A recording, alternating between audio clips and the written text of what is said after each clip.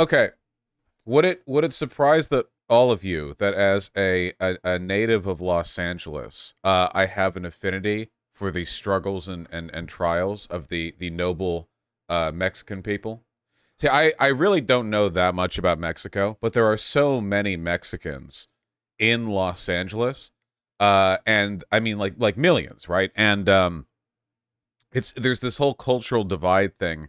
I'm sure, I mean, maybe you don't know this if you don't live in the southern United States, but for a good portion, like the lower crescent of the U.S., where there are lots of Mexican immigrants, a lot of television programming is split between English and Spanish. Depending on where you are, like it can, like you might actually have a better general connection to Spanish channels than you do to English channels, which is, you know, which I grew up with, so it didn't seem weird to me. But then I talked to people who grew up in like other parts of the country, and it's like, wait, what? Half your channels are in Spanish? Well, yeah, I mean, it's Los Angeles. Why wouldn't they be?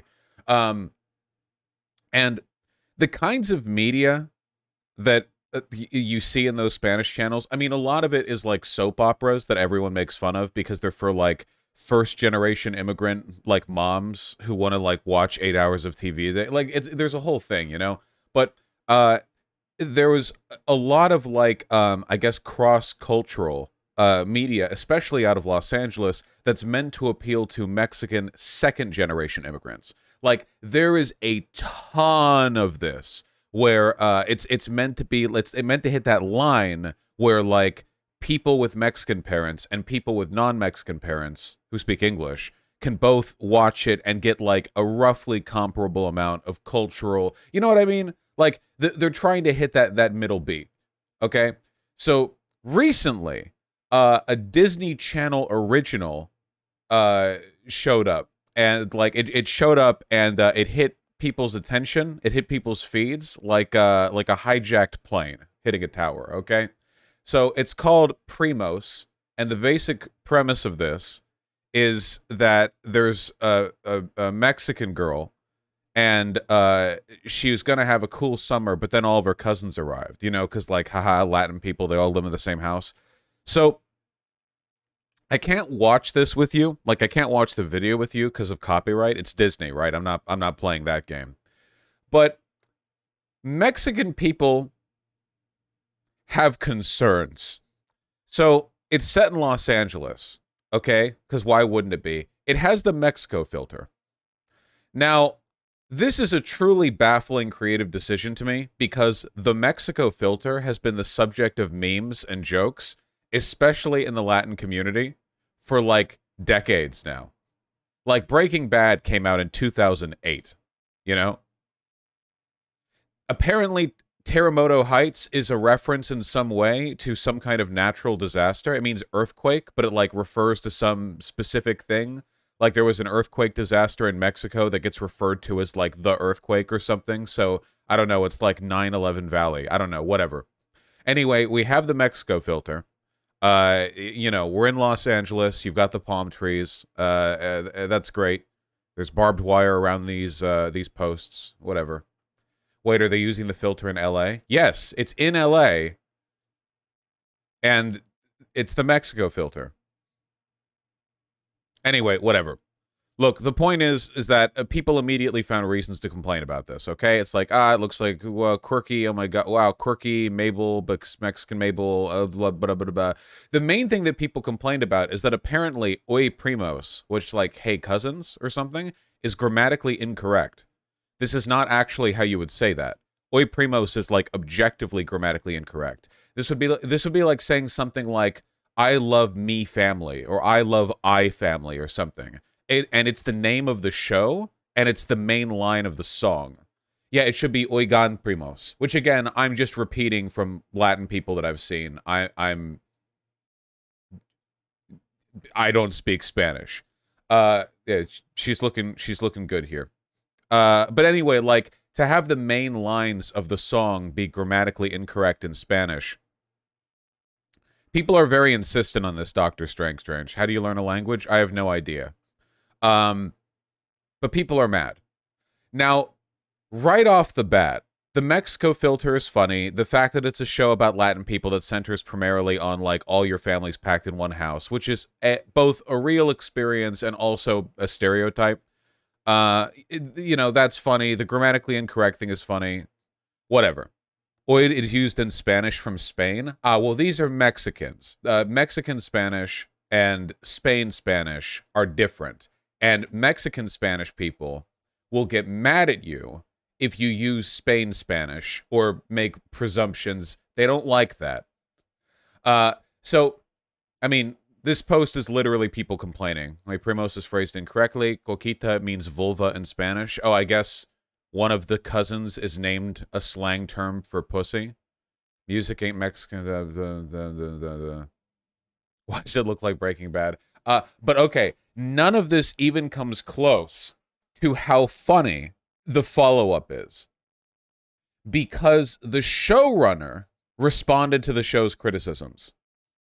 Now, I want you to imagine, okay? I want you to, like, put yourself in a headspace. Now, I'm familiar with this from Los Angeles, okay? But I want you to imagine. Imagine a person who would take great pride in her Mexican heritage while also being as white-passing as you can possibly be. Just imagine a person. Imagine a guy. Except it's a girl, actually. Okay, here we go. So, get ready for some logic, folks. All right? Now, as a gringo, I can't presume to understand, you know, the hyper specifics of these issues, but even I know enough to know her arguments here are bullshit. So she's responding to criticisms of, like, a lot of things. Voice actor or showrunner, both? Both. There's often an overlap. The Spanish language is not a Latin American language. It's a language the Spanish conquistadors forced upon Latin American people. The only reason we're Latin people and not Native American people is because of that distinction. So her response to the main line of the show being grammatically incorrect in Spanish is that Spanish is a colonizer language, so why should she have to get it correct? So be mad at me all you want for misspelling words in Spanish. Be mad at me all you want for mispronouncing words in Spanish. That doesn't take away from the fact that I am a Mexican-American, Native American woman. We're trying to make a good show for kids that feel left out, for kids that are different, for kids who don't have a full grasp on any language, no matter where they live. And if you're going to be mad at that, I don't know. Be mad then. Right. I can't believe that Disney allowed her to do this. This isn't like a Cartoon Network production. This is Disney. I'm surprised that the, like, top secret Disney police didn't tackle her the moment she hit record on Instagram. And much better, Vermin. Her arrogance, idiotic. Yeah, it's like, this is like a stereotype that exists in a lot of cultures of, like, the person who, in a lot of social senses, belongs to and inherits the arrogance and condescending, patronizing attitude of the dominant group, but believes they're one of the real ones from the non-dominant group, so they end up just poorly representing stuff from the non-dominant group. This is like a thing. This stuff like this exists in, like, every country, right? The sneering, patronizing, like, oh, well, if you have any criticisms for me, then maybe there's something wrong with you. You know, you don't understand. Spanish is a colonizer language, so why would I get it right anyway? And then people found this old Instagram post from her where she posts her parents and says, "To come from them is my greatest talent. I've been fortunate enough to be working my dream jobs, but if they had stayed put in their shithole country, I would not have been alive to have such marvelous dream jobs. Hashtag immigrants make America great." At first, I wondered if she was, like, making fun of the Trump line, shithole countries, but she's uncritically adopting the premise. She's saying, I'm glad they moved over here because I could not have done this work in Mexico. So I don't think she's making fun of the shithole countries thing. I think she's just saying it. Yeah, I don't know. This woman is annoying, but why do we care about the preservation of different pronunciations of languages? Are you done? Wait, are you done? Wait, it's not preservation of hundreds of millions of people speak Mexican Spanish. This isn't some like little thing. This would okay. Imagine that you're black in America and there's a show coming out that's ostensibly about black people and black experiences, and the showrunner is white, who's like 1/16th black, but thinks they're one of the real ones, who talks about how they came up from the hood when in reality they grew up in like West Hollywood or whatever. And then they get like 87 AAVE terms wrong or something, okay? It's all Gat Riz, Ohio, whoa, bullshit. And like, well, why do we care about the preservation of the specific? Because it's patronizing. I don't know. I'd be mad. I'm not Mexican. But I understand the frustration. There are tens of millions of people who are culturally like heavily Mexican in America. And when, you know, shows come out that claim to represent their experiences or give them a little inroad, yeah, you know, I mean, that's something a lot of them care about. I can't blame them for that. And then you get stuff like this, and she's like, ah, well, Spanish is a colonizer language anyway. I'm actually a Native American Mexican-American immigrant, and I only speak English.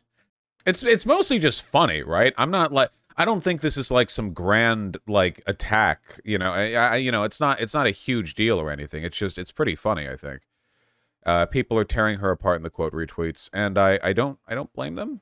I did also see people responding with this Hitlerite comic right here, which is just Hitlerite. It's like Western SJWs love it when... What is this supposed to be? This is a brown-skinned, hook-nosed Jewish, purple-hair, trans... How like, literally just like smearing together every like ethnic stereotype.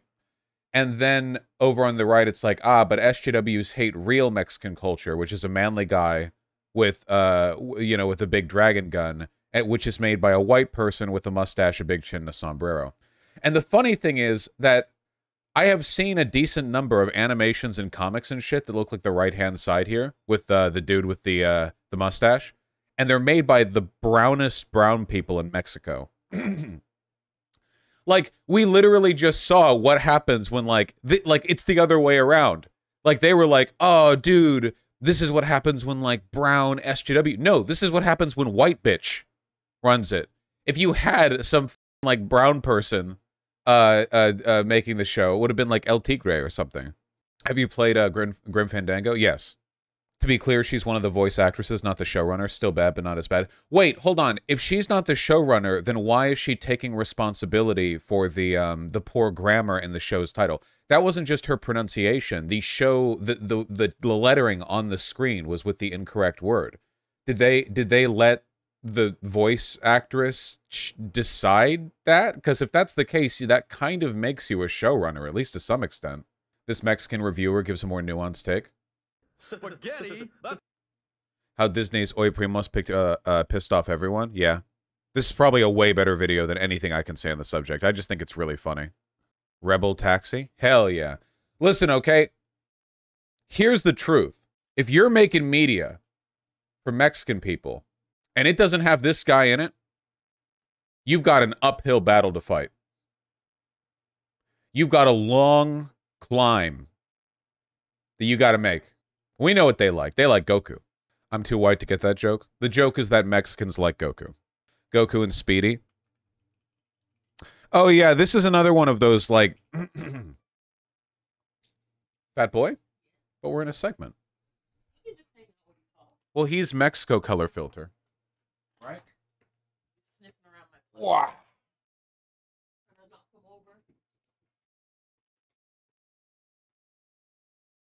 Portable Mexico.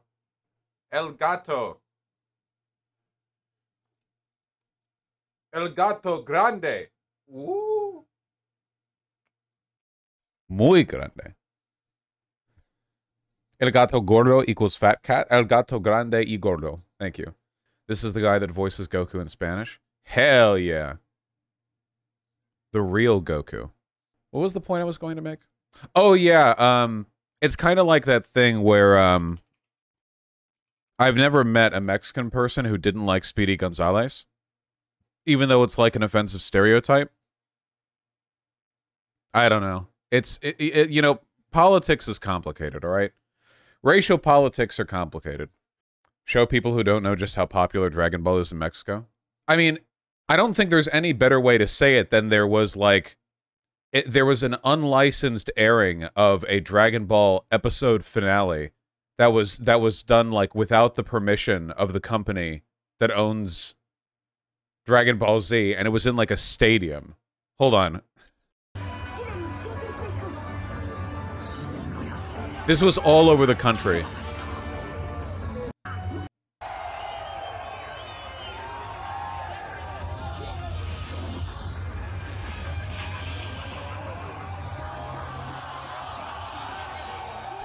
Okay, sorry.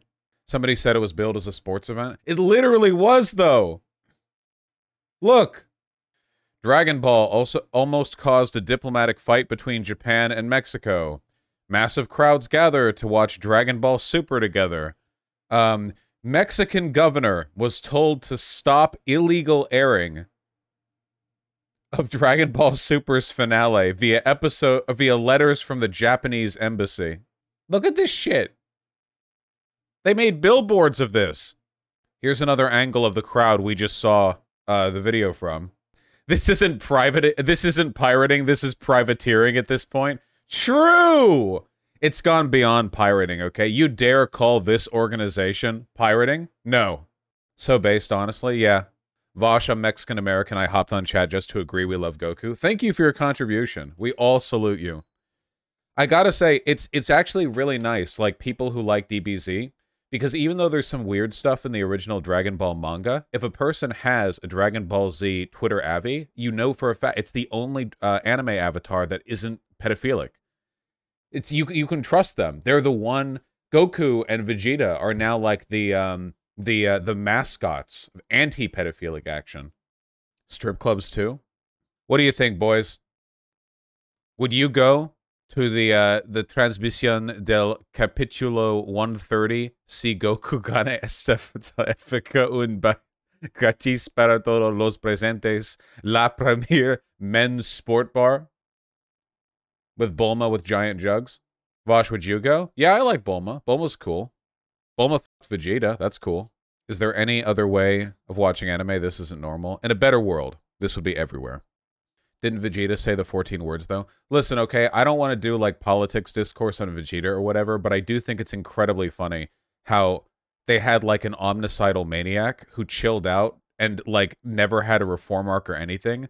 He was basically like, I'm bored of being a genocidal maniac, you know, all right. And then, like, Bulma fucked him and it's like, okay, it's fine now. The converted fashion. He's not even a convert. He's still... He got EP. True. Didn't he kind of get reformed through the Buu arc? Listen, the writing in Dragon Ball Z is terrible, all right? It doesn't matter. Oh, also, yeah, you're right. Dragon Ball Z is literally blue hair and pronouns, which means that it's progressive. Bit of misinformation, that was the voice actor, not the showrunner. No, yeah, but, like, she was taking responsibility for the... Okay, well, I that was pointed out to me, yes, but, it's just weird that she would go like, well, then, you know, I got the Spanish wrong, but then why would she have been responsible for the creation of the opening? Or the name? You know, I don't know. Well, because it's piracy, a sleep agency. You can't just rebroadcast copyright stuff like that. The showrunner deleted their Twitter? Wait, really? The showrunner deleted their Twitter? Is that true? Well, wait, I'm waiting for confirmation. Who is this? This has 240 views. Who the fuck is this person? Whenever somebody in chat says a name of a streamer or YouTuber that I don't know, I normally assume it's because I don't pay that much attention. Maybe there's some big YouTuber or whatever. But then I look at the link and it's like a 5-view video. Like, this guy's shit-talking you. Really? Okay. This was their Twitter? The showrunner? Man, in the lead-up to a show releasing, deleting your Twitter is not honestly that much better than having the white Los Angelian chick lay down and explain how getting Spanish wrong is woke because of colonization. Okay, this person seems to have a very nervous temperament. I'd like to, like, look, post from 2019. I'd like to apologize for my actions. I suck at social media. Here's a doodle. If you have requests for something you'd like me to doodle my phone, please let me know because I feel like I'm on a roll here. Every time I log into Twitter, I'm like, oh God, people are talking about me here. I'm sorry. I'm so bad at this. Please forgive me. I guess I should take it as a compliment that people are interested enough in Primos to leak development stuff, but to be honest, it's truly heartbreaking to me and clearly keeps me up at night. Animation's a labor of love. If you're a fan of animation, then please don't disrespect the hours of love being poured into the show by releasing stuff that isn't ready to be shown. Ah, man, this chick is probably having, like, the worst time of her life right now. It was dumb what she said, but she doesn't deserve it. No, this isn't the chick who was saying stupid shit on Insta. This is the showrunner, the creator. Still made a racist show though. I don't think like I don't think that's necessarily fair. Like racist show. If I thought like someone made a racist show, I feel like there'd have to be some level of I would say this is like an inconsiderate show or like a negligent show or like I mean, leaving aside the voice actress putting her foot in her mouth. You know, it's like a I don't know. Insensitive, thoughtless. Yeah. It's a show based on her experience as a Mexican-American who isn't good at Spanish. That kind of cross-cultural stuff is always going to get people upset, right? Again, like, think of all the shit that mixed-race black people get. I think they get way too much shit. I don't think that, like, any person in real life should be harassed if they're, like, a little bit Latin, but mostly not, and they don't speak Spanish that well, but they still talk about Spanish stuff. That's fine. But if you make a show, I feel like I feel like, well, first of all, we should be clear that, like, a grammatical mistake in the opening intro of your show is not, like, representation for people who don't speak Spanish that well. It's just a mistake. You know what I mean? It would be like getting AAVE wrong in like, the context of a character versus in a show. If there's a character that gets AAVE wrong in the context of the show, that's something they can be corrected on, or it can be a part of their character. But when you have it as part of like the title or the intro or like the meta material of a show, it's ignorance because you're not like you're commenting not on any character but on yourself.